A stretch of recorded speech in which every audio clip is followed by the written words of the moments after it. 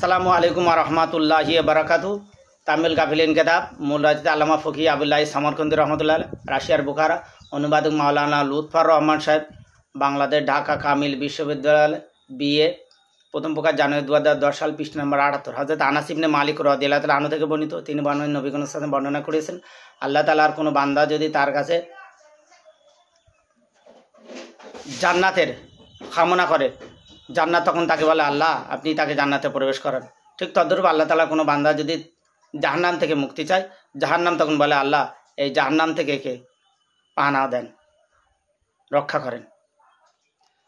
হাদিস তিরমিজি, নাসাই, ইবনে মাজাহ, মুসনাদে আহমদ। ব্যাখ্যা, ওই জন্য প্রত্যেক বান্দা বা বান্দির জান্নাত কামনা করা, জাহান্নাম থেকে আশ্রয় প্রার্থনা করা উচিত আল্লাহর কাছে। তবে ফরজ ওয়াজিব সুন্নতে মুআক্কাদা ফাঁকি দিয়ে নয়। আর যারা ফরজ ওয়াজিব সুন্নতে মুআক্কাদা ফাঁকি দেবে তারা জান্নাত আর জাহান্নামের আশ্রয় আর পানা চাওয়ার সুযোগ পাবে না। এইটাই সবচেয়ে বড় কথা, 120% সত্য কথা এটা।